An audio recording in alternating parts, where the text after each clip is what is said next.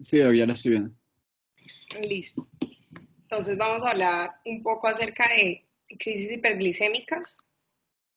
Pues este va a ser el contenido de la charla, unas generalidades, epidemiología, fisiopatología. Vamos a hablar de un caso clínico y con base en eso lo enfocamos en el diagnóstico y tratamiento. Entonces, en cuanto a la introducción, qué pena es que estoy un poquito ronca porque tuvimos la despedida de R3 ya este viernes y por eso ando de pronto un poquito disponible. Entonces, la cetoacidosis diabética y el estado hiperglicémico hiperosmolar sabemos que son emergencias diabéticas que tienen características que suelen sobreponerse y por esa razón puede ser complejo el diagnóstico. Sin embargo, la hiperglicemia suele ser un evento común en ambas entidades, aunque como veremos más adelante, ya cada vez vemos más casos de cetoacidosis diabética con glicemias normales, que es la llamada cetoacidosis diabética euglicémica, y ambas usualmente se relacionan con diabetes mellitus mal controlada, y lo importante es su impacto o que pueden llevar a morbilidad y a mortalidad importante, y por esa razón debemos sospecharlas y tratarlas oportunamente. Cuando hablamos de la epidemiología, sabemos que en Colombia los datos disponibles son muy pocos, suelen ser sobre todo a nivel de cetoacidosis diabética, en diabéticos tipo 1, hablándose aproximadamente un 46.6% de complicaciones intrahospitalarias. Referente a nivel mundial, los estudios retrospectivos observacionales que incluyeron 56.7 millones de hospitalizaciones mostraron que el 0.9% constituían crisis hiperglicémicas y los más jóvenes fueron los que tuvieron la más alta tasa de admisión. Sin embargo, la mortalidad fue obviamente menor comparada con las personas mayores. Referente como tal a la incidencia de cetoacidosis diabética, se ha estimado entre 4 a 8 episodios por 1000 admisiones de pacientes diabéticos. El estado hiperglicémico hiperosmolar es mucho más difícil de cuantificar porque no hay estudios poblacionales, pero suele constituir el 1% de las admisiones en urgencias por diabetes. Y la mortalidad es mayor en el estado hiperglicémico hiperosmolar, obviamente porque suele darse en pacientes a una edad mucho más avanzada y esto per se lleva a que estos pacientes suelen tener multimorbilidad, polifarmacia y otros factores coadyuvantes para esa mortalidad. Usualmente cuando uno era estudiante piensa siempre que cetoacidosis diabética es igual a diabetes tipo 1 y estado hiperglicémico hiperosmolar igual a diabetes tipo 2. Sin embargo, esto ya se ha venido revaluando cada vez más, puesto que la cetoacidosis se ha visto que ocurre hasta en un 34% de pacientes diabéticos tipo 2. Del 25 al 40% de los tipo 1 van a debutar con cetoacidosis diabética, y la cetoacidosis diabética puede ser recurrente hasta en un 66% en los que son tipo 1 y en un 35% en los que son tipo 2. Esto pues en estudios en el Reino Unido que suelen ser muy importantes en términos de crisis hiperglicémicas. Abordando un poco la fisiopatología, digamos, en diabetes se ha venido hablando cada vez más de diferentes cosas. Desde el año 88, el doctor De Fronzo, que es de los que más hablaba de fisiopatología en diabetes, nos hablaba del triunvirato, que eran tres alteraciones básicas que explicaban la diabetes y era a nivel de la célula beta, la alteración de la secreción de insulina, a nivel hepático el aumento de la producción de glucosa y a nivel del músculo la disminución de la captación. Posteriormente se fue migrando cada vez más a diferentes puntos y algo que se fuera por fuera como tal del páncreas, del hígado y del músculo y se empezó a añadir, por ejemplo, el tejido adiposo, hablando de la intensa lipólisis que suelen experimentar los diabéticos. Después nos hablaron del sexteto cetáceo, donde se adhería además la parte intestinal por las incretinas, pues que ya hemos venido viendo los análogos del GLP-1 que actúan a este nivel. Entonces empezó a ver la disminución del efecto incretínico, el aumento en la producción de glucagón por parte de la célula alfa. Posteriormente se adhiere el septeto septicida, en donde ya el riñón empieza a tomar una función importante en cuanto al aumento de la reabsorción de glucosa y por eso vienen nuevas moléculas como los inhibidores del SGLT2 que actúan a este nivel. Después nos adhirieron además la parte de los neurotransmisores con el octeto ominoso y ahora hablamos del onceno atroz, que el onceno atroz empieza a adherirse el colon en cuanto a la microbiota intestinal, el sistema inmune en cuanto a la inflamación per se que se ha descrito en la diabetes y diferentes estructuras a nivel del cerebro y coadyuvantes que nos van a hacer o nos van como tal a generar la hiperglicemia y todo el daño colateral que conlleva tener diabetes. Referente a las crisis hiperglicémicas, sabemos que la diferencia entre cetoacidosis diabética y estado hiperglicémico hiperosmolar es básicamente la deficiencia absoluta o relativa de insulina, que en la cetoacidosis diabética hay una deficiencia mucho más marcada de la insulina.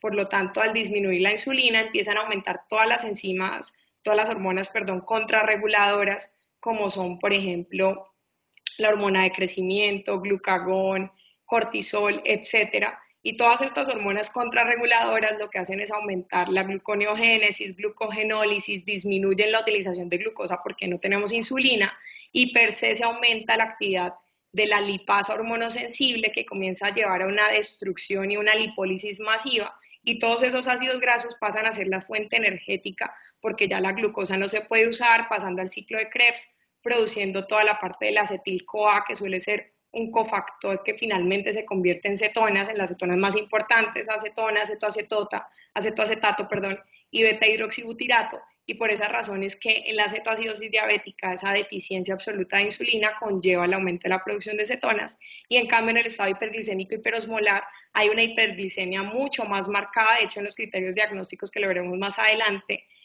suele ser mayor a 540 por la guía del Reino Unido, mayor a 600 por la guía de la ADA, y de esa manera esa hiperglicemia severa, sabemos que la glucosa arrastra agua, llevando entonces una diuresis osmótica que lleva a que en el estado hiperglicémico hiperosmolar haya un estado de deshidratación mucho más importante que lo que hay en la cetoacidosis diabética. Entonces, para ser prácticos como tal este tema y mucho más interesante, tenemos un caso clínico de un paciente de 68 años con un peso de 60 kilos, que es un paciente con diabetes, usualmente manejado con metformina 2 tabletas al día. Hasta el último control, hace 6 meses, venía con una glicada que mostraba un adecuado control metabólico y ahora consulta por un cuadro de 4 días de polidipsia, poliuria, polifagia, deterioro del sensorio, del estado general, perdón, y dolor abdominal difuso. En signos vitales, pues tenía una presión arterial de 160, frecuencia cardíaca de 110, frecuencia respiratoria de 16, una temperatura de 38,4, saturando 95% ambiente, y una glucometría, obviamente al ser diabético, siempre en urgencias en el triage se deben hacer glucometrías, que la tenía en 410. Entonces, hasta este punto, se le hace un examen físico al paciente con neurológicamente, por fortuna estaba bien, no estaba somnoliento, no tenía ningún déficit neurológico aparente. En la parte, lo único anormal al examen físico eran las mucosas que estaban secas y además el dolor generalizado en la palpación profunda, pero sin signos de irritación peritoneal. De resto, el examen físico era normal. Entonces, sabemos que en la primera parte, pues antes de pasar al diagnóstico y hacerlo un poco más práctico, sepamos que la presentación clínica de la cetoacidosis diabética suele ser una triada que es hipercetonemia, hiperglicemia y acidosis metabólica, y la parte gastrointestinal es fundamental porque cuando tenemos una glucometría elevada y además hay dolor abdominal, eso nos hace mucho pensar en cetoacidosis diabética, puesto que los síntomas gastrointestinales, entre los que también puede encontrarse náuseas y vómito, van del 40 al 75% de los casos, lo que quiere decir que muchas veces un paciente diabético con dolor abdominal debe sospechar esta complicación hiperglicémica. Y ya obviamente otros síntomas a nivel del sistema nervioso central, en la parte respiratoria por la acidemia metabólica, viene una respiración que suele ser por hiperventilación profunda, que es la llamada respiración de Kussmaul, y en la parte urinaria, obviamente como el paciente está hiperglicémico, suele haber poliuria, cetonuria y glucosuria. Entonces, la diferencia, digamos, nuestro paciente es muy diciente por los síntomas de que sea probablemente una cetoacidosis diabética, por el dolor abdominal difuso, porque tiene síntomas marcados que solamente tienen 4 días de instauración. Y eso lo que nos muestra es la diferenciación entre cetoacidosis diabética, estado hiperglicémico hiperosmolar, y cetoacidosis diabética euglicémica. Entonces, como vemos, él no va a tener euglicémica porque pues su glucometría está elevada, pero sí, en cuanto a la historia vimos que fue un malestar que solamente llevaba 4 días, mientras que en el estado hiperglicémico hiperosmolar suele darse mucho más larvado por días a semanas, con frecuencia precede enfermedades como demencia y predispone a que ese paciente esté inmóvil. Como decíamos, el estado hiperglicémico hiperosmolar es más común en los adultos mayores. La clínica, como ya vimos, por clínica más común ambos tienen polis, o sea, síntomas de polis son poliuria, polidipsia, polifagia, pero vemos que la diferenciación viene dada por la parte del dolor abdominal difuso, las náuseas, el vómito y todos los síntomas gastrointestinales que suelen estar ausentes en el estado hiperglicémico hiperosmolar, a menos que el cuadro desencadenador de la crisis hiperglicémica sea una gastroenteritis y de esa manera pues este paciente termine con un estado hiperglicémico hiperosmolar.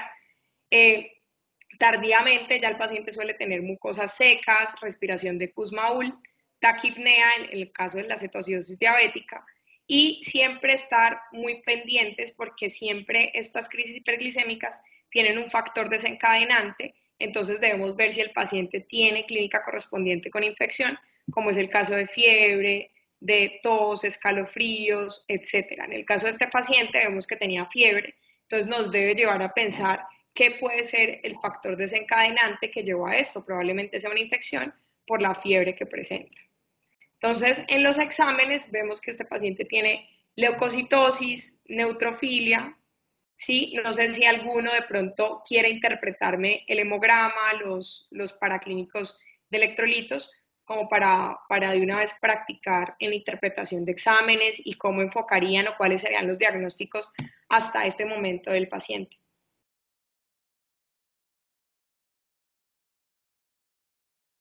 Hola. Pues, Doc, para empezar por el hemograma, Uh-huh. los leucos de ese paciente pues estarían por fuera de los parámetros de normalidad, pues, estarían en 14.000, estarían por encima de 10.000 con una neutrofilia. Entonces pues yo pensaría que eso podría estar relacionado a algún tipo de cuadro infeccioso que le esté cursando en este momento, y en ese momento, en el cuadro de él pues sería valioso por eso tener el hemograma para descartarlo o confirmar una infección. Adicionalmente veo pues en los electrolitos que el sodio está por debajo también de los parámetros de normalidad. Eh, y pues digamos que esa parte de electrolitos pues me faltaría un poquito revisarla, cómo interpretarlo y tal, esa parte. Uh-huh. Los gases, Parte, Camilo, qué pena. la parte de los electrolitos. O sea, yo sé que está la hiponatremia, pero no recuerdo bien el porqué de esa hiponatremia en el cuadro de él. Puede ser por que, no sé, no haya tenido una ingesta adecuada de agua, o bueno, no sé, tendrá que repasarlo un poco. Uh-huh. Adicionalmente, bueno, Jiménez quiere participar, participa. No, no, pues que esa hiponatremia pues puede ser producto pues de la deshidratación también del paciente. Uh-huh. Pues en general la deshidratación lleva más a hipernatremia, Juan Felipe. Sí, exacto. Entonces, como que pensaba que podía ser porque no se veía, como es un anciano y pues como nos han enseñado siempre como mirar las cosas como muy integralmente, pues es un anciano, puede que no tenga una buena atención y pues de pronto por eso genera como esa hiponatremia o por falta de ingesta de alimentos o de una buena dosis de sodio, no sé. Entonces está como eso. Recuerden que la hiperglicemia da una falsa hiponatremia, ¿sí? Sí, tiene razón. Entonces hay que corregirlo a la glicemia. Entonces ahorita miramos, repasamos el cálculo. El factor corrector usualmente depende si es menor de 400 o mayor de 400 la glicemia, y eso pues ya lo veremos. Pero pues muy bien que lo tomen en cuenta. Lo que pasa es que sí, deshidratación da hipernatremia, no es por eso, esta es una falsa hiponatremia, pues precisamente por la hiperglicemia tan marcada se genera una falsa hiponatremia que es más como dilucional. Recuerden que donde hay glucosa hay volemia, Ajá. la glucosa arrastra agua, entonces es más dilucional, entonces es una falsa hiponatremia. De hecho, recuerden que cuando uno clasifica la hiponatremia, la clasifica de acuerdo a la osmolaridad. Y normalmente la osmolaridad de la hiponatremia, para que sea una hiponatremia real, debe ser una osmolaridad baja. Si esta osmolaridad, cuando yo la hago, es una osmolaridad alta, que me va a dar alta porque la glucosa forma parte del cálculo de osmolaridad. Recuerden que la osmolaridad es 2 veces el sodio más la glucosa sobre 18. Si está hiperglicémico, per se es directamente proporcional a la glicemia, por ende va a haber una osmolaridad que es o normal o alta, y por ende yo ya sé que es una pseudo hiponatremia, porque las verdaderas hiponatremias siempre son hipoosmolares. ¿Listo? Listo, muchas gracias. Y bueno, ¿alguien quiere pasar a hablar de los gases? Cuando ven esta hemoglobina, este hematocrito, ¿no les llama la atención algo?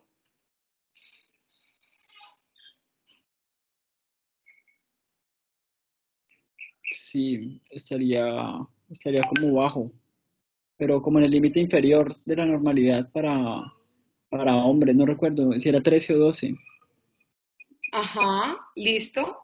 Pero también recuerden que la relación hemoglobina-hematocrito es 1:3. Entonces, uno cuando mira, por ejemplo, a alguien con dengue, uno dice, bueno, está hemoconcentrado, ¿cómo miro la hemoconcentración? Entonces, con la relación hemoglobina-hematocrito, que normalmente es 1:3, o sea, 12 por 3 es 36, o sea, el hematocrito esperado para esa hemoglobina es de 36. Si está más arriba de eso, yo hablo de que está hemoconcentrado. Entonces, lo que yo les decía en el examen físico, el paciente tiene las mucosas algo secas, por lo cual está deshidratado y esa deshidratación también se puede evidenciar en el hematocrito para que lo tomen en cuenta. ¿Listo? Ah, listo, perfecto, gracias. Bueno, ¿los gases arteriales tienen alguna anotación? Pues en cuanto a los gases, el pH está disminuido, está en 7.2, lo normal sería 7.35. Estábamos hablando de una acidosis. El bicarbonato también está por abajo de los límites normales con una presión de CO2 también abajo. Entonces, pues hablamos de una acidosis metabólica que está compensando, pues supondría que está compensando con la parte respiratoria. Al tener pues, una respiración en lo general de Kussmaul, aumentamos la profundidad y todo esto, bajamos la presión de CO2 y ahí estarían los gases. En cuanto, no sé, una vez el uranálisis, pues patológico. Hay bacterias, tenemos leucocitos de 15 por campo y aparte de eso pues tenemos, como lo dijo Cardona, una leucocitosis con neutrofilia y una de las posibles causas para desarrollar una crisis hiperglicémica es una infección, pues, descompensa totalmente. Ok, ¿y las cetonas en orina positivas, qué te parece? Pues eso estaría relacionado con la parte de la cetoacidosis, porque la función renal de la creatinina en 0.8 con un boom de 22, pues el boom es hasta 20, estaría un poco elevado, pero no, la verdad lo relacionaría con parte de la producción de cetonas por la misma fisiopatología. Recuerden que el boom uno se fija así en que es hasta 20, pero la relación usualmente boom-creatinina es 1 de creatinina, 10 de boom. Entonces, cuando está por encima de 20, uno habla de una disociación, o sea, el paciente está como deshidratado, porque el boom ya se está concentrando. Entonces, el boom esperado para esta creatinina es 8 o 10 más o menos. Que ya esté en 22 me habla como que no es el boom esperado para esa creatinina para que lo tengan en cuenta. Uno cuando dice que la injuria renal aguda es de origen prerrenal, que uno dice, bueno, el boom está por encima 20 veces, 30 veces de la creatinina, en este caso si tú ves está casi 30 veces por encima de la creatinina. Entonces me habla de que si hay algo de todo lo que hemos dicho de deshidratación en el paciente, que es clásico por la hiperglicemia, ¿vale? Estos son los cálculos que les mencionaba. Entonces es importante con los gases arteriales calcular el anion gap. Entonces el sodio con el que vamos a calcular el anion gap y la osmolaridad es el sodio medido, no el sodio corregido, ¿sí? Entonces el anion gap, ¿cómo lo calculo? Pues lo que hago es sumar el cloro, 102, más 12, que es el bicarbonato, y le resto el sodio medido. Entonces ese es el anion gap, que recuerden que usualmente es 10 más o menos 2, o sea, de 8 a 12. Entonces lo tenemos en 14, hay un anion gap elevado, entonces es una acidemia metabólica con anion gap elevado, que eso tiene un conjunto de diagnósticos diferenciales, entre los que destaca la cetoacidosis diabética. La osmolaridad sérica, 2 por el sodio medido, muy bien lo dice aquí, no corregido. Entonces la osmolaridad de este paciente es normal, 286.7. Recuerden que es muy importante calcular la osmolaridad para ver si es un estado hiperglicémico hiperosmolar, que hay veces se sobrelapan las características y obviamente en algunos casos uno incluso habla de crisis mixtas, en donde hay cetoacidosis diabética, pero también hay hiperosmolaridad, entonces podemos decir que ambas coexisten en el mismo paciente. Y el sodio corregido da 135, entonces mire que es un paciente que no tiene hiponatremia. No debo pues preocuparme por corregirle su hiponatremia porque es una falsa hiponatremia. Entonces aquí vemos lo que decíamos, los factores precipitantes en cetoacidosis diabética suelen ser la pobre adherencia, la infección, el diagnóstico de novo en estado hiperglicémico hiperosmolar hasta en un 17% es una manifestación inicial. En los pacientes la infección es más importante en el estado hiperglicémico hiperosmolar hasta en un 60%, pero también coexisten la no adherencia a la insulina, la enfermedad concomitante, y en países no desarrollados suele ser sobre todo la infección y el pobre acceso. Este es un estudio clásico, la cetoacidosis diabética tiene su revisión el año pasado en Nature, y nos ponen como en Brasil, que es como el único país representado aquí de Sudamérica, definitivamente vemos como la pobre adherencia al tratamiento juega un papel destacable hasta en un 39% de los casos, seguido por infección, para que lo tomemos en cuenta. Y si vamos a nuestro país, tenemos este estudio hecho en el hospital universitario, en un hospital universitario allá en la Universidad de Antioquia, 159 pacientes con diagnóstico de cetoacidosis diabética, el 40% requirió hospitalización en UCI y mostraron cómo la edad avanzada y la infección tenían una preponderancia o constituían factores de riesgo para mayor mortalidad. Y vemos cómo en pacientes con diabetes tipo 2, en cetoacidosis diabética, como es el caso de nuestro paciente, en nuestro medio, este estudio que fue local, la infección en un 30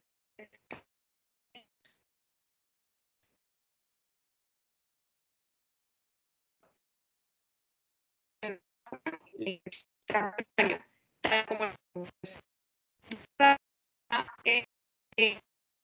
como pues, en los diagnósticos tenemos un estado hiperglicémico, que en este caso sería una cetoacidosis diabética, ya vemos los criterios diagnósticos, precipitada por una infección de vías urinarias. Vemos cómo esto es para ver cómo existen diferentes factores precipitantes de acuerdo a la crisis hiperglicémica, y aquí es recordarles las 7 Is, ¿no? Insulina, porque hay o deficiencia o insuficiencia, iatrogénico por medicamentos, sobre todo los pacientes que se autoformulan glucocorticoides. Ahora nos vemos enfrentados en pacientes con COVID, sabemos que la dexametasona, la metilprednisolona se han venido utilizando sobre todo en pacientes que requieren UCI, ventilación mecánica, oxígeno, pero en la calle es pan de cada día que un paciente tenga COVID y le manden prednisolona así no tenga la indicación.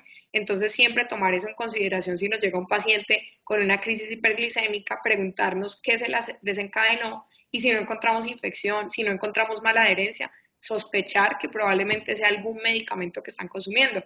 Incluso hay muchos medicamentos contra el dolor naturistas, entre comillas, que llegan de pronto sus vecinas y les dicen, vea, estoy tomando Natudol, por ejemplo, y resulta que ese Natudol dice que tiene miles el dolor y escondido esteroides. Entonces siempre preguntemos si toman naturistas, si toman cosas raras, que en algunas ocasiones pueden ocultar medicamentos que nos ayudan o que aumentan como tal los niveles de glicemia. Infecciones, isquemia, ya sea a nivel de pie o intestinal, infarto, ya sea infarto agudo de miocardio o ACV, inflamación, por ejemplo, la colecistitis o pancreatitis aguda, e intoxicaciones, por ejemplo, por alcohol y cocaína. Entonces siempre toman en cuenta las 7 Is para investigar los factores precipitantes. Entonces ya vimos lo de los cálculos para pasar entonces al tema del diagnóstico. Entonces recordemos, el sodio está en 135, la osmolaridad normal en 286.7 y el anión en 14. Entonces en cuanto al diagnóstico, la guía de la ADA de este año nos dice que hay una gran variabilidad en la manifestación de las crisis hiperglicémicas, puesto que actualmente vemos cada vez más lo que les decía, la cetoacidosis euglicémica. Entonces ya proponer un valor específico de glicemia para hacer un diagnóstico de cetoacidosis diabética no es lo correcto, puesto que va desde euglicemia hasta incluso hiperglicemia leve, y de acidosis leve también a severa, incluyendo deshidratación leve a incluso un paciente que está con completo estado mental alterado, por ejemplo en estado de coma. Entonces siempre debemos individualizar el tratamiento basado en la asesoría clínica y de laboratorio cuidadoso. Entonces para esto, ya cuando hablamos de la cetoacidosis diabética común, no la euglicémica, hay varias propuestas, la de la ADA, que es la más antigua del 2009, la del Reino Unido, y la del Colegio Americano de Endocrinología, que es la más nueva, por así decirlo, del 2016. Entonces vemos que el Colegio Americano no propone un valor de glicemia, como si lo hacía la ADA, que decía que era mayor de 250, y el Reino Unido mayor de 200, el pH menor de 7.3, igual que en el Reino Unido. En cambio, en la ADA sí nos proponen leve, moderado, severo, que eso uno no lo usa mucho en la práctica, pero leve es cuando el pH está entre 7,25 y 7,3, moderado entre 7 y 7,24 y severo menor de 7. O sea, nuestro paciente tenía un pH de 7,24, entonces hablamos de que por pH moderado el bicarbonato estaba entre 10 y 14,9. El anion gap, como vimos, es mayor de 12, estaba en 14.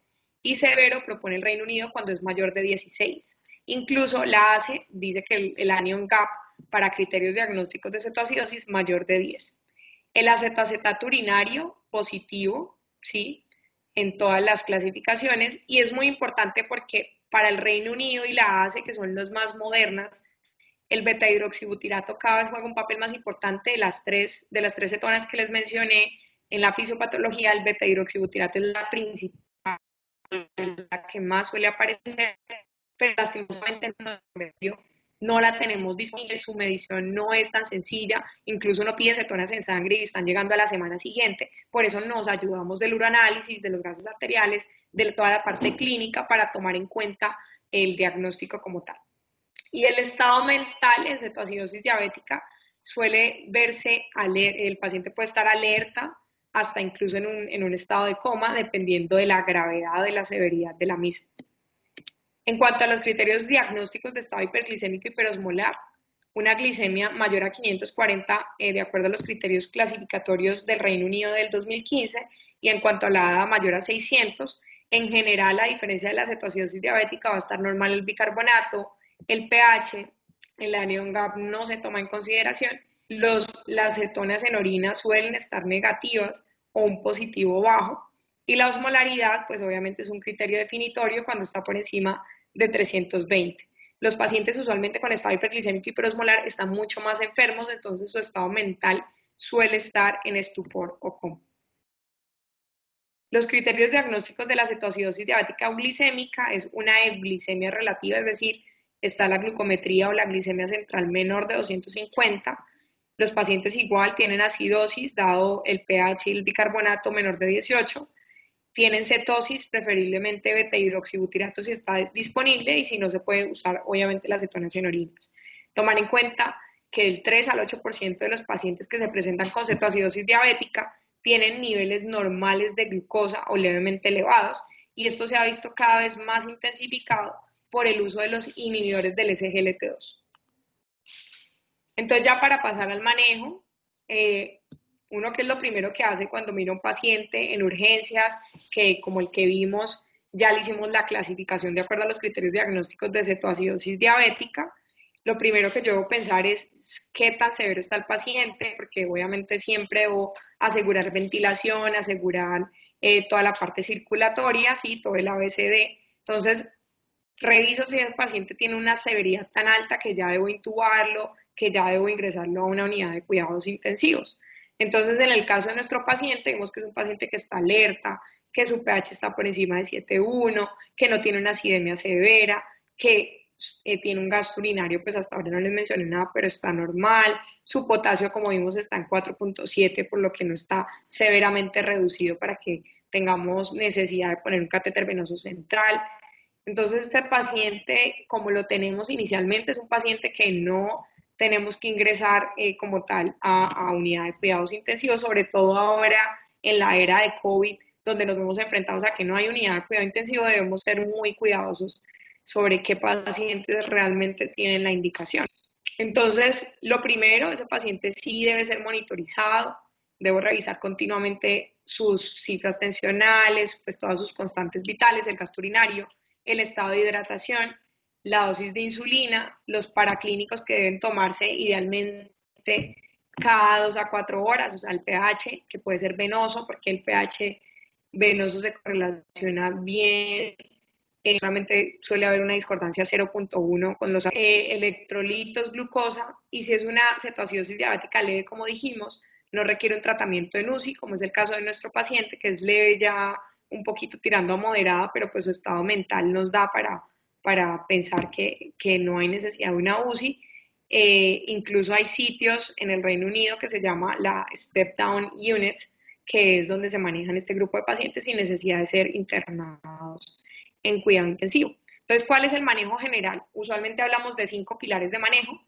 Uno es la parte de restauración del intravascular, es decir, apenas me llega el paciente, lo primero que debo hacer es hidratarlo. Entonces, mando a que le pongan inicialmente 1000 mililitros de solución salina normal en la primera hora, y por las primeras 2 horas puedo dar aproximadamente entre 1000 a 2000 mililitros. Después de la primera hora, reviso cómo está su estado hemodinámico y más o menos procedo a poner de 250 a 500 cc hora. La pregunta que siempre nos hacemos es, ¿qué preferir? ¿Solución salina normal o preferir soluciones balanceadas que son el lactato Ringer?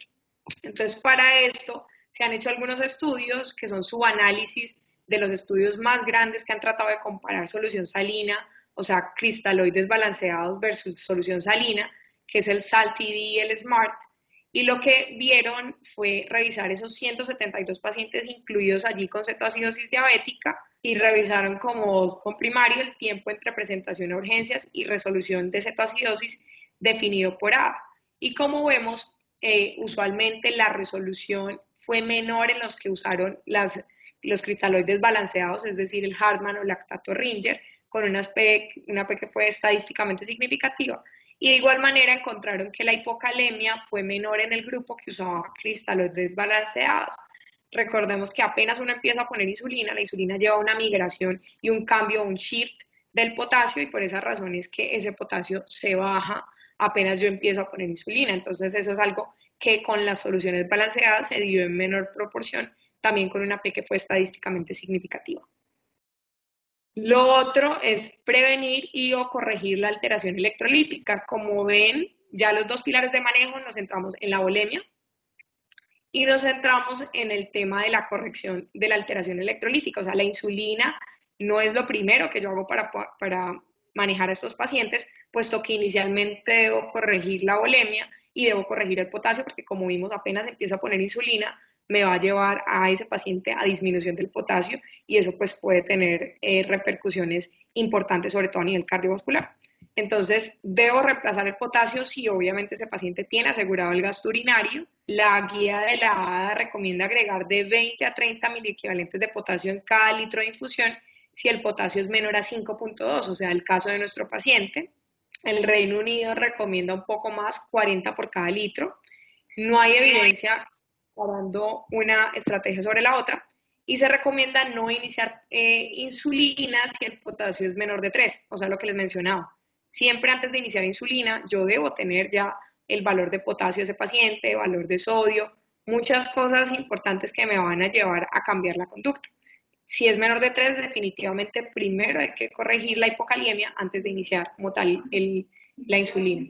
El reemplazo rutinario de fosfato o bicarbonato no se recomienda. En cuanto a la insulina, que nos ayuda obviamente a corregir la hiperglicemia, pero también la acidosis metabólica, porque recordemos que la acidemia metabólica se da por toda esa falta de insulina que lleva a lipólisis, a salida de ácidos grasos que entran al ciclo de Krebs, que me terminan produciendo cetonas. Entonces la insulina juega sus 2 papeles, bajarme la glucosa y corregirme la acidosis. Entonces no la debo iniciar, como ya dijimos, después de que corrija el potasio y de que ya tenga la volemia del paciente corregida al menos en la primera hora. La guía de la ADA recomienda una dosis fija de 0.14 unidad por kilo o un bolo inicial de 0.1 unidad por kilo y después continuar a 0.1 unidad por kilo por hora. Si la glucosa no disminuye 50 a 75 miligramos en la primera hora, entonces puedo ir aumentando la infusión hasta lograrlo, y cuando llegue al valor menor de 200, inmediatamente lo que debo hacer es ajustar, o sea, cambiar la solución salina que habíamos puesto al inicio, que íbamos a dejar por hora, ajustar la dextrosa o insulina para mantener los niveles entre 150 y 200 hasta que resuelva la cetoacidosis diabética, que como ya vimos, el principal parámetro no solo es la hiperglicemia, sino sobre todo el pH y el bicarbonato. Continúo la insulina basal, o sea, si el paciente venía con insulina basal, la puede usar en agudo, o sea, en las primeras 24 horas del inicio de la infusión de insulina endovenosa. Esto es algo que usualmente cuando ustedes vayan a estar en urgencias o en una sala de medicina interna, van a ver que usualmente no lo hacen, que normalmente se inicia la insulina basal cuando yo ya más o menos a las 2 horas vaya a retirar la infusión de insulina endovenosa. pero actualmente hay estudios mostrando que cuando se inicia en las primeras 24 horas me refiero que lo han iniciado incluso entre las primeras 4 horas de inicio de la infusión de insulina endovenosa, se ha demostrado que disminuye la hiperglicemia de rebote. Entonces es algo que podríamos hacer, aunque ustedes van a darse cuenta que en la práctica diaria no lo van a hacer mucho sus profes, porque lo usual y lo que tienen en su shift y que se ha venido haciendo siempre es ponerlo 4 o 2 horas antes de quitar la infusión, pero ya saben que hay estudios mostrando que en agudo la puedo poner, la puedo dejar a la misma dosis que la manejaba el paciente en la casa, y si no tenía ninguna insulina basal, la puedo iniciar en una dosis de 0,25 a 0,3 unidad por kilo. La pregunta del millón es ¿cuándo usar insulina? Es importante. Le sonará raro que un paciente, una crisis glicémica, en este caso cetoacidosis diabética, yo le pueda poner insulina subcutánea. Y es muy importante porque estamos en un estado de emergencia. La pandemia ha llevado no solo a que no tengamos UCI, sino a que no tengamos oxígeno, a que no tengamos bombas de infusión. Entonces, está tan colapsado el servicio que no tengo bombas de infusión, en este caso para la insulina endovenosa. Entonces, ¿a qué puedo recurrir? Pues a la insulina rápida subcutánea, pero los estudios se han hecho únicamente en el contexto de un paciente que esté alerta, que tolere la ingesta de líquidos orales, o sea, que no tenga náuseas ni vómito, que su pH esté por encima de 7, su bicarbonato por encima de 10. En ese caso, si me cumple esos 4 criterios, yo puedo poner a ese paciente en insulina subcutánea, que en este caso la insulina elegir son insulinas rápidas como la Lispro, la Aspart o la glulicina, y la dosis inicial es un bolo de 0,3 unidad por kilo y continuar 0,2 unidad por kilo cada 2 horas. Si la glicemia ya está menor de 250, la disminuyo a 0,05 a 0,1 unidad por kilo cada 2 horas hasta que resuelva la cetoacidosis diabética.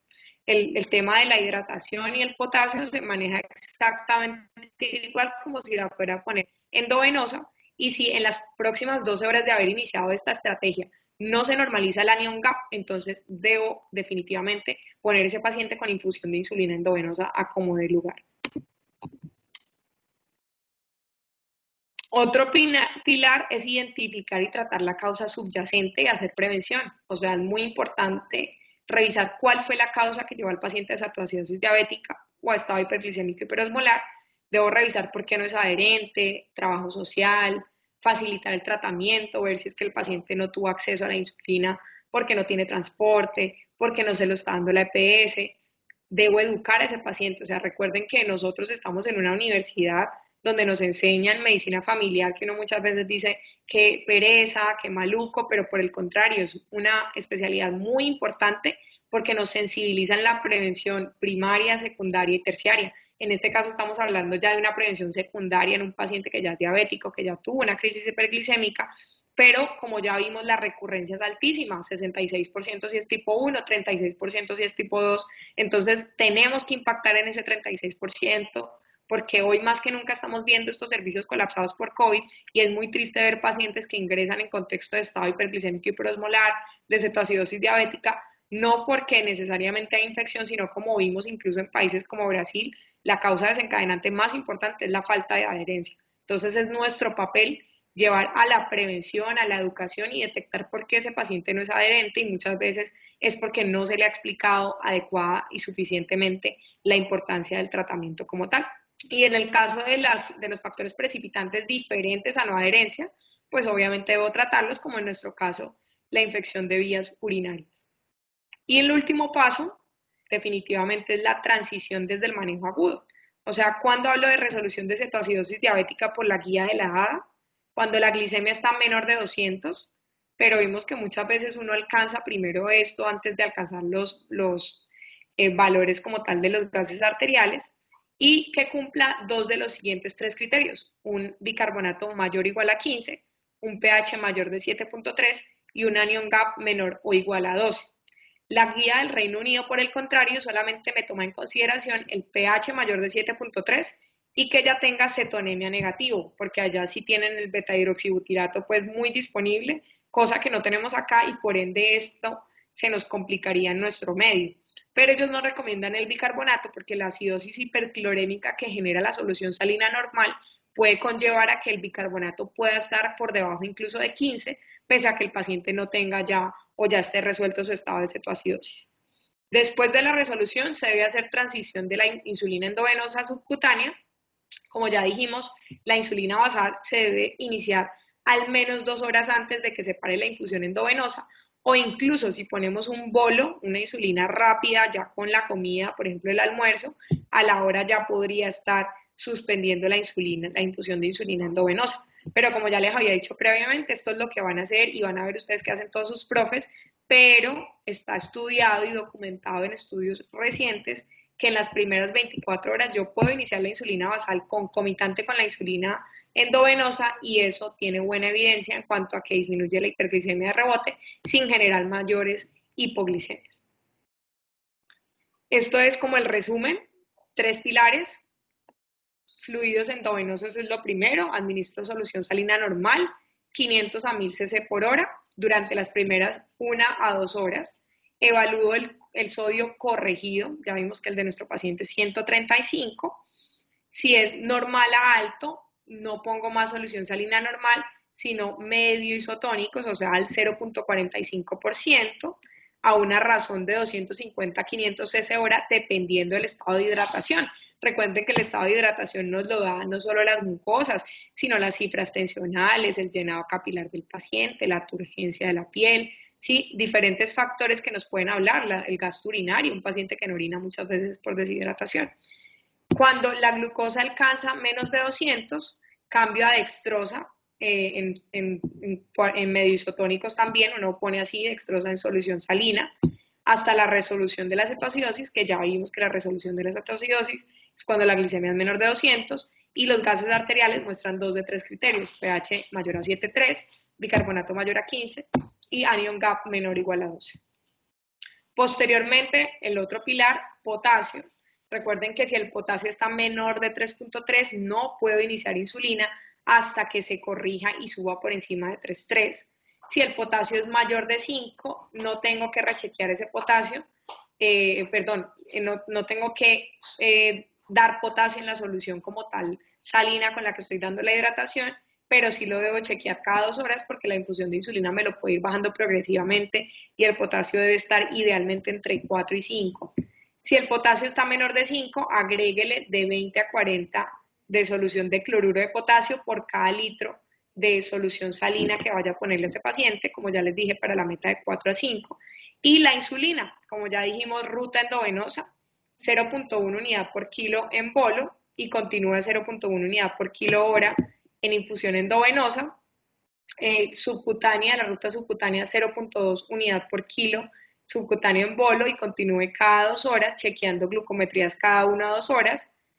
Recordemos que si llega menos de 200, incluso la del Reino Unido menos de 250, debo reducir la insulina a 0.1 unidad por kilo cada 2 horas, con la finalidad de mantener entre 150 y 200 la glucometría hasta que me resuelva la cetoacidosis y hacer la transición completa de endovenoso a subcutáneo. Entonces, de acuerdo a los exámenes y al paciente que vimos, yo quisiera que me hicieran las órdenes de este paciente, que ya esta es la última diapositiva. ¿Quién se atreve? Con todo lo que les enseñé del tratamiento, ¿cómo tratarían al paciente? ¿No? ¿Un caso clínico o no hay necesidad? Quisiera que alguien me resumiera así cómo lo trataría, cómo le pondría la insulina, qué esperaría, etcétera. Hola, ¿se durmieron? Uy, no, no, Doc, dormidos no, pero es que es como una pregunta difícil. ¿Qué harías, Camilo? ¿Lo hospitalizas?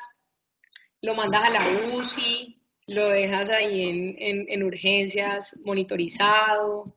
¿Qué harías? Lo primero, ¿hospitalizo o no hospitalizo? ¿Dónde hospitalizo? ¿Dónde lo mandamos? Eso es lo primero, ¿sí? Uno lo primero que hace, bueno, es ¿hospitalizo sí o no? ¿O le damos salida al paciente? ¿Qué dicen? No, pues yo creo que si toca pues hospitalizarlo por el pH, pues sería una crisis moderada. O sea, ¿a ustedes le darían salida a alguno así tenga el pH en 7,3? Por ser leve, chao, para la casa y se maneja usted bien.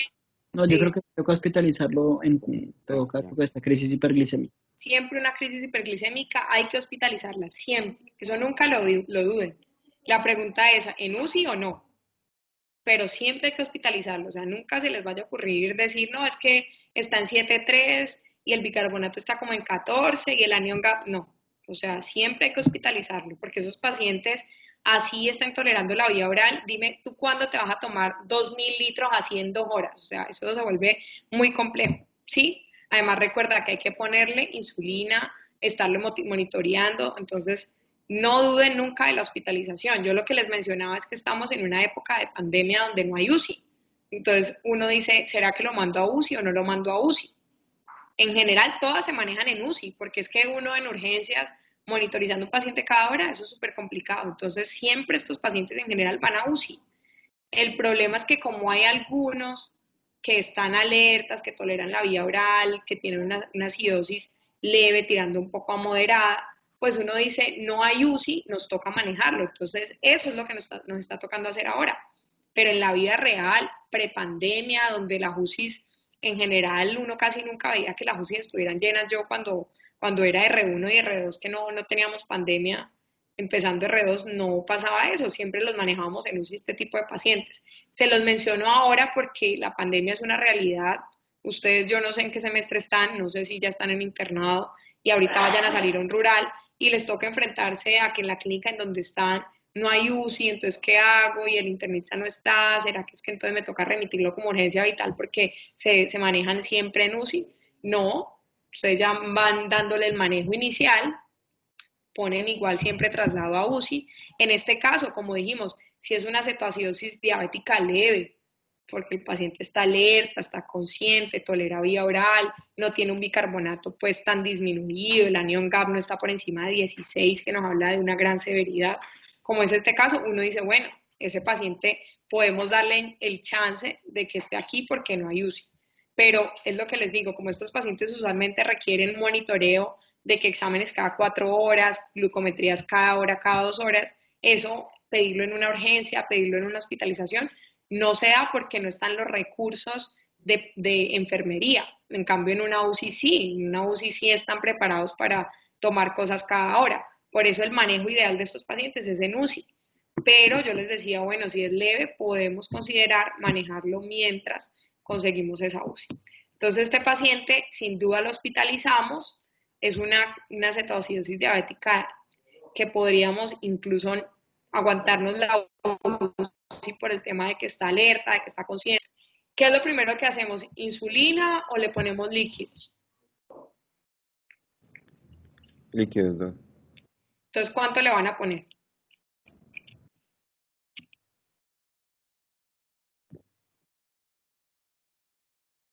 ¿Se acuerdan? 1000 a 1500, sí, en la primera hora era de 1000 a 1500, si no estoy mal. 500 a 1000, ajá, como ven aquí. Eso. Entonces, la primera hora, ustedes mandan a la enfermera, por favor, me le ponen ahorita en una hora 1 litro de solución salina normal, mientras me salen los exámenes y yo reviso todo. Entonces, estos exámenes salen alrededor de 2 horas, dependiendo pues de lo rápido que sea el servicio, algunas veces hasta 1 hora. Entonces, les llega pues ya el sodio en 128, que lo corrigen y les dio 135 como lo habíamos hecho. Sí, entonces decimos, bueno, el sodio está normal. Cuando está normal, entonces no necesariamente pongo solución salina normal, sino que paso a medio isotónicos. ¿Sí? Entonces, ¿cómo preparo un medio isotónico? Recuérdenme cuántos miliequivalentes de sodio tiene la solución salina normal. Creo que tiene 154 el equivalente Perfecto. de sodio. Eso Entonces, tocaría hacer, para hacer medio isotónico, ajá, tocaría poner, para hacer una solución isotónica, creo que es 38,5 de natrol en uh-huh. 500. Y sería para un medio isotónico, sería la mitad, si no me equivoco, la mitad de 38,5, algo así, A ver, para prepararla. No lo recuerdo, quizá me equivoco. Pero creo que sí es. es así, la mitad de eso. Revisemos a ver si aquí podemos abrir la pizarra. Listo, ahí la estoy abriendo. Han usado la pizarra antes, me imagino, ¿no? Sí, en alguna ocasión lo hemos utilizado, aunque no es muy común que lo, que lo usen los profes.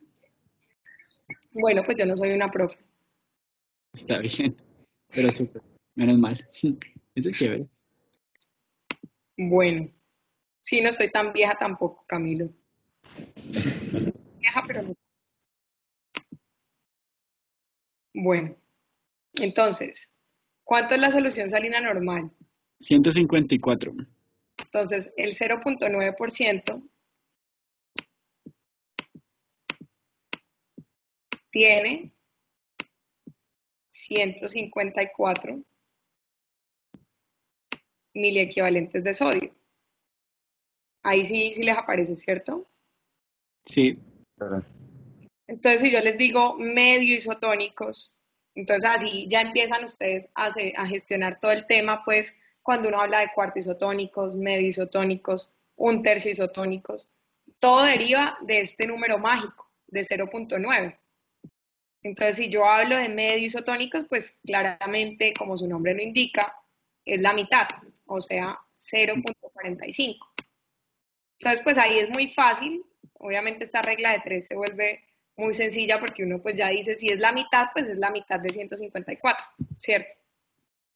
Pero esta regla de 3 es importante cuando ya empiecen a calcular un cuarto isotónico, un tercio isotónico o algo un poquito más para, por ejemplo, estas son las soluciones usadas en pacientes con hipernatremia. Entonces, la mitad de 154 es 77. Y si yo digo que un cc de natrol tiene 2000 equivalentes de cloruro de sodio, entonces uno dice para que tenga 77 en un litro, debería tener 77 dividido en 2, que eso es como 38, ¿no? 38,5. sí. Entonces, más o menos, uno le pone a un litro de solución salina, a un litro de dextrosa en agua destilada, porque pues no va a tener nada de solución salina para yo hacer la preparación, le pongo 38 cc de natrol, ¿sí? Entonces, la primera orden que yo voy a hacer para este paciente es hospitalizar, ¿sí? En este caso, hospitalizar por medicina interna o monitoreo continuo, idealmente traslado a UCI, porque yo sé que si me lo suben a un piso, pues ese paciente no le van a estar tomando la glucometría cada hora, cada 2 horas. Entonces, traslado a UCI, monitoría continua. Tercera orden van a ser los líquidos. Entonces, lo primero, ya dijimos, el litro de solución salina en la primera hora. Si quieren, le pueden poner un poco más hasta completar 2 horas de 1 litro por hora máximo, pues. Posteriormente, ya paso entonces a medio isotónicos porque tiene un sodio normal a alto. Entonces, ¿cómo preparo el medio isotónico? Entonces, obviamente, si yo menciono esto en la orden, ustedes que ya están haciendo órdenes, que uno pone normalmente SSN, es solución salina normal, o sea, eso es solución salina al 0,9%. Luego, lo que yo necesito es poner medio isotónico. Entonces, lo que hago es ponerle a la enfermera dextrosa en agua destilada. Entonces, le digo a la enfermera, por favor, me pone dextrosa en agua destilada, ¿sí? Y recuerden que lo que yo les decía al principio, ¿cuánto tiene el potasio el paciente? 4,7. Entonces, siempre grábense los números. Ajá. 3,3, 5,5 de acuerdo a la del Reino Unido o 5,2 de acuerdo a la de la ADA, pues pongamos 5,5, porque siempre es bueno como pecar por exceso. Entonces, 3,3, 5,5. ¿Qué quiere decir 3,3 y 5,5? El valor de potasio. Entonces, si yo tengo un valor de potasio menor de 3,3, venga, yo más bien pongo aquí texto que mi letra es muy fea. Entonces nos grabamos menor de 3,3, entre 3,3 y 5,5 y mayor de 5,5.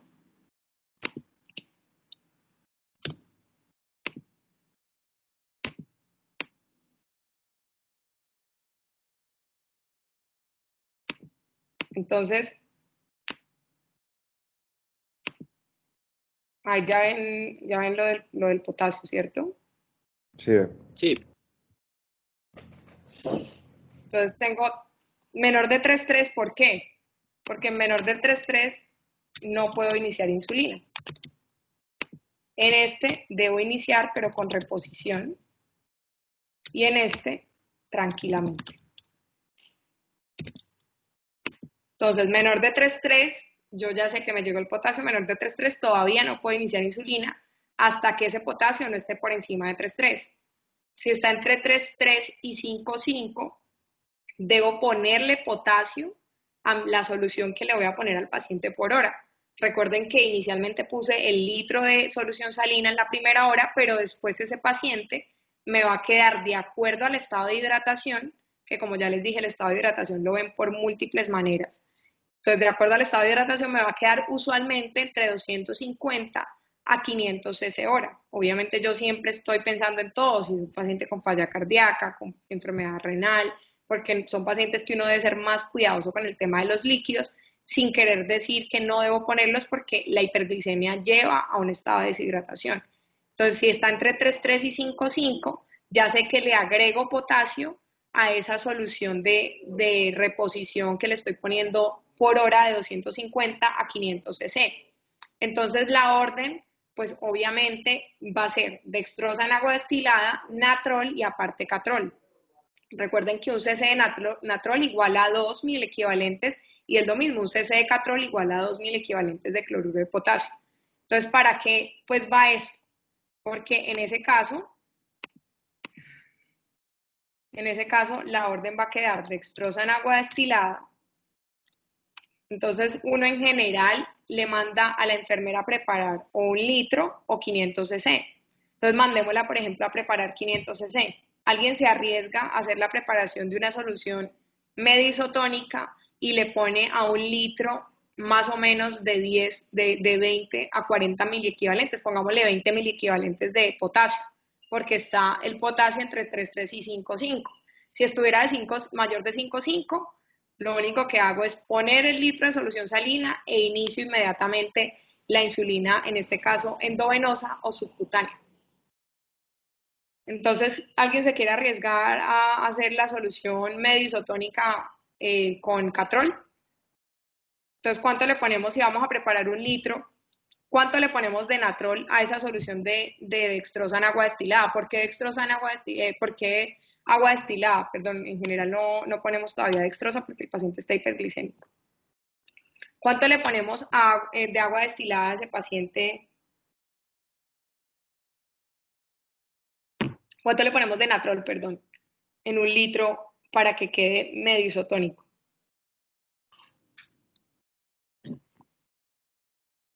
¿Cuántos miliequivalentes necesitamos en 1 litro para que sea medio isotónico? necesitamos 77. 7. O sea que tendríamos que ponerle 38.5 para completar el litro. Listo. Entonces, como uno no le dice a la enfermera 38,5, pues hagamos un equivalente de 38. ¿Sí? Entonces, 38 cc de natrol. ¿Y cuánto le vamos a poner de catrol? Para que me queden más o menos en 1 litro 20 miliequivalentes. Una ampolla serían los 10 cc.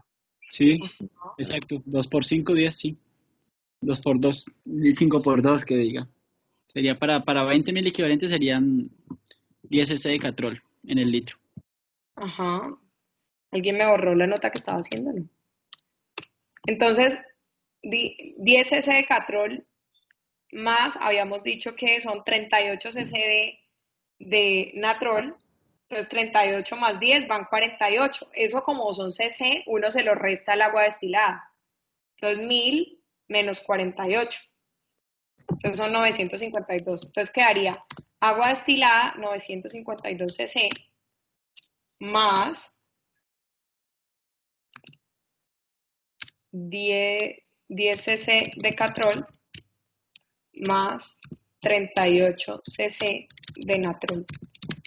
Pasar, entonces uno de acuerdo a la hidratación del paciente le pasa, entonces digamos le vamos a pasar a 200 cc hora. ¿sí? Entonces la orden quedaría así, ¿vale? Entonces, Listo, perfecto.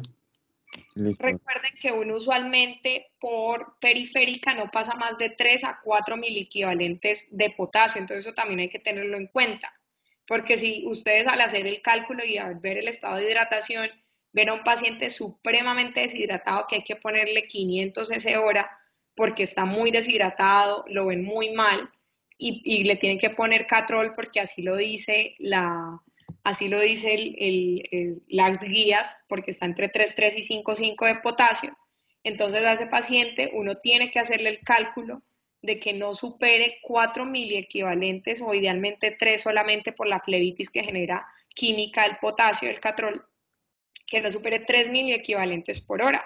Entonces recuerden que la manera de hacer ese cálculo es uno decir, bueno, si en un litro voy a tener 20 miliequivalentes de potasio, 3 miliequivalentes en cuánto estarán pasando, ¿sí? Entonces uno ahí 3.000 dividido en 20.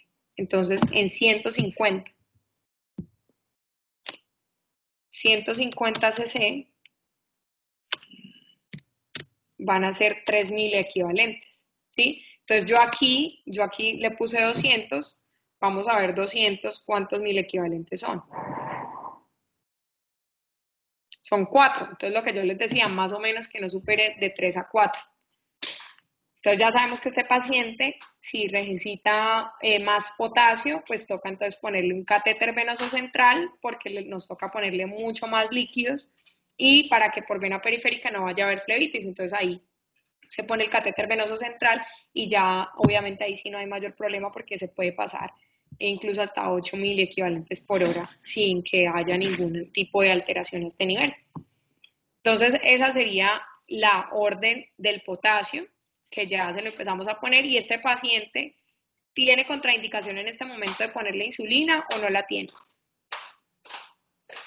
No, No, claro. en este momento él no tiene. Tienen Era, Entonces cuatro le dosis. pondrían insulina, ¿cierto? Sí. sí, yo le pondría insulina. ¿Cuál insulina le ponen? ¿Endovenosa o subcutánea? Pues si en el servicio hay bombas de infusión, no hay problema. Si de pronto pues tenemos la capacidad de tener la disponibilidad del equipo, pues yo creo que endovenosa estaría bien. Aunque creo que cumple los criterios para poder hacerse subcutáneo, ¿no? Si no Correcto. recuerdo los paraclínicos, creo que estaba con el bicarbonato por encima de 10, el Ujú, pH estaba bien. eh, Se me van los otros dos. Creo que estaba tolerando vía oral ujú. y me faltaba uno, creo que eran 4 o 5, perdón. pH. Eso. Eran cuatro, No, ¿no? el pH que lo que estaba en 7,24 por encima de 7,0 creo que era, o 7,1. Correcto. No, sí, creo Entonces, que ¿qué Pues sí. insulina le pondrías, Camilo? Profe, no sé. Porque es que lo del subcutáneo, pues usted lo dijo que era más que todo por la falta de equipos, ¿no? Que por la pandemia y O tal. sea, sí, exacto, pero así uno no lo tenga, uno lo puede hacer Ah, por, ok. digamos, por la. Lo que pasa es que obviamente si hay bomba de infusión es mejor porque así le quitas esa carga al auxiliar de enfermería que tiene que estar poniendo cada 2 horas la insulina. Ajá. Pero tú ya sabes que en la vida ideal, donde incluso en urgencias tenga esa capacidad de estarle poniendo cada 2 horas, lo puedes hacer sin ningún problema para evitar que el paciente, aparte pues de la infusión de solución salina, de la infusión de potasio, pues no tenga que tener otra infusión más. Puede ser una opción, como saben, cumple los criterios de insulina subcutánea, pero como dice Camilo, pues en nuestro medio siempre es mejor intentar la endovenosa para quitar ese reto pues de que cada 2 horas estén yéndole a poner la insulina. Y la insulina a elegir aquí es la insulina rápida, ya sea Lispro, Aspart o Glulicina. En nuestro medio pues ampliamente usamos Aspart y Glulicina, cualquiera de las dos se puede usar a 0,2 unidad por kilo cada 2 horas y recuerden pues que cuando el paciente le llega la glucosa por debajo de 250, siempre hay que tenerlo presente porque hay que bajar la infusión de insulina e incluso la insulina subcutánea si así la estamos poniendo. Pero entonces si la vamos a poner endovenosa, ¿a qué dosis la pondríamos, Camilo?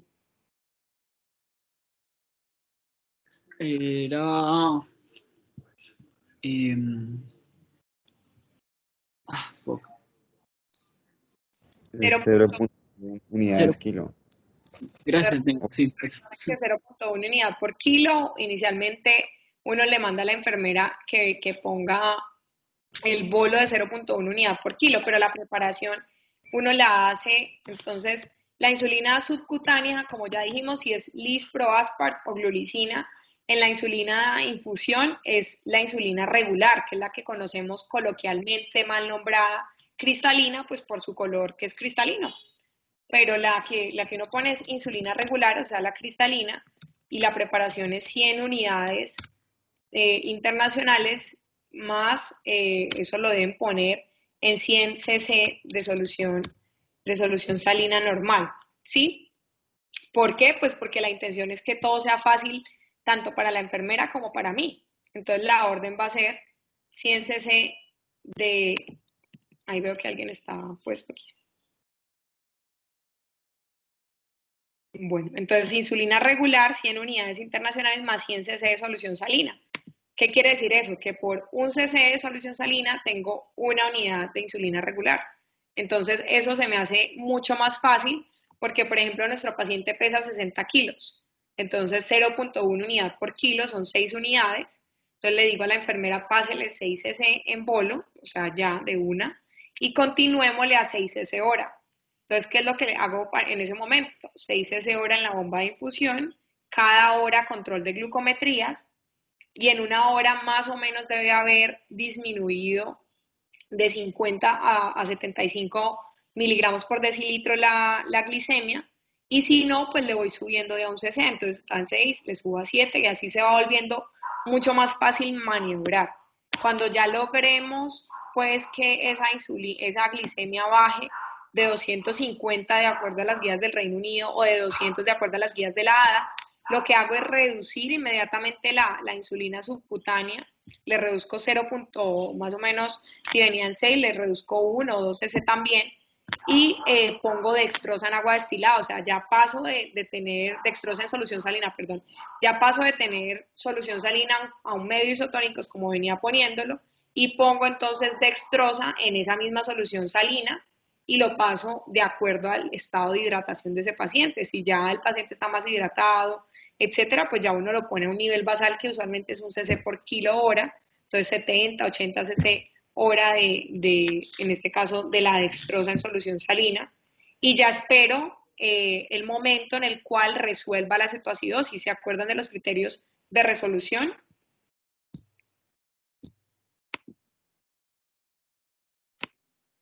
¿Alguno? Sí, creo que... Glicemia menor. No, dale Jiménez, por favor. Bueno. Glicemia menor de 200, bicarbonato creo que era mayor de 15, el pH mayor de 3 y el anión GAP sí no me acuerdo. De Creo 7. que era mayor de 12, menor de 12. Si no me Mayor. Menor de 12, Menor de 12. era normal.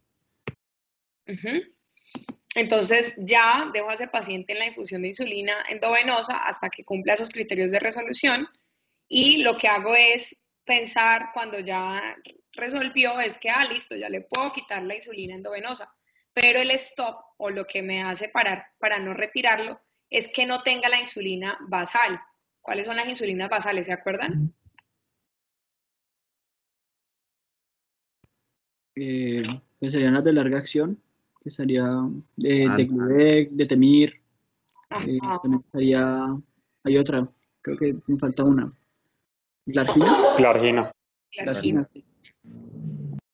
Entonces, cuando yo ya vaya para la insulina endovenosa, debo tener insulina basal. Por eso yo les decía, van a ver que muchas veces ponen la insulina basal cuando ya puedo quitar la endovenosa, literalmente cuando ya la voy a retirar. Entonces, resolvió la cetoacidosis, listo, pongámosle la insulina basal y esperemos 2 horas para retirarla. O si ya está en momento o es un paciente ya candidato a insulina basal plus o basal bolo, le pongo el bolo con el desayuno, con el almuerzo, y a la hora ya puedo retirar la infusión de insulina endovenosa, y de esa manera pues estar tranquilo de que puedo retirarla y no van a haber hiperglicemias de rebote, que es lo que voy a evitar. Entonces, lo que yo les mencionaba, algunos esperan eso, que resuelva y pongo la insulina basal, pero ya estudios me avalan para que yo la ponga tempranamente, incluso en las primeras 24 horas en agudo, cuando todavía está con la insulina endovenosa, de manera tal que al otro día, si ya resolvió la situación, si no tengo que esperar nada, sino que la quito inmediatamente, sin esperar 1 o 2 horas a que haya puesto la insulina basal o el plus correspondiente para que sea 1 hora. Detecto Ah, la causa precipitante, en este caso es un paciente con infección de vías urinarias, por lo que le pondría antibiótico, ¿cuál? Depende de la epidemiología de la clínica, de la epidemiología local, del mismo paciente. Nuestro paciente era un paciente bien controlado, solo con metformina, no me hablan de hospitalizaciones previas, entonces no vemos un riesgo para BLE, no vemos un riesgo para pseudomonas, por lo que divinamente puedo iniciarle una cefalosporina de primera generación para manejarle el factor precipitante, que es obviamente la infección. Y ese sería como el tratamiento como tal de las crisis hiperglicémicas. El estado hiperglicémico hiperosmolar es muy similar, pero en este caso lo hicimos basados pues en la cetoacidosis diabética, porque así fue el caso clínico. No sé si tengan alguna duda, cómo les pareció la actividad, si todo les queda claro. yo tengo una duda, o más bien una pregunta. Digamos que, bueno, dentro de lo que se puede iniciar la insulina basal en las primeras 24 horas, digamos que yo tengo que mirar como, bueno, algo dentro de esas 24 horas para decir, bueno, que ya puedo ingresar e iniciarla, o es más bien como espero cierto tiempo, de pronto me queda como duda en cuanto a cómo sería ahí. El temor del no iniciar la insulina basal va arraigado a que usualmente los pacientes con crisis hiperglicémicas yo les quito la vía oral, ¿sí? Pero eso también es algo controversial. ¿En qué sentido? Vemos que todos los que han manejado este tipo de patologías, que son nuestros profes pues de toda la vida, yo la verdad no he sido mucho de trabajar en UCI, entonces no era como mi fuerte manejar este grupo de pacientes. Y cuando revisé este tema con mi profe, hablamos de la vía oral porque en los estudios que yo había revisado uno puede iniciar también la vía oral en las primeras 24 horas, obviamente si el paciente está consciente, o sea, este paciente que tuvimos, ¿será que le inició la vía oral? Entonces, para el profe era algo increíble, o sea, él no podía creer que en lo que yo había revisado uno pudiera iniciar la insulina basal en las primeras 24 horas y pudiera iniciar la dieta también en las primeras 24 horas. Él me decía, pero es que cómo, si la vía oral, uno, pues va a desencadenar más producción, o sea, va a necesitar más insulina y no la tenemos. Bueno, o sea, para él era algo como raro, pero cuando revisé los estudios se los mandé y en efecto, en las primeras 24 horas podemos iniciar la vía oral si el paciente está alerta, etcétera. Entonces, respondiendo a tu pregunta, el temor de iniciar la insulina basal es que el paciente no tenga la capacidad de iniciar la vía oral, pero ya hay estudios mostrando que pacientes que incluso están sin vía oral, yo les podría mantener la insulina basal sin mayor riesgo de hipoglicemia, pero eso va muy de la mano de mi paciente, o sea, de individualizar al paciente. Si tú me preguntas, el que tenemos aquí, yo le iniciaría la insulina basal sin problema, porque es un paciente que yo sé que está alerta,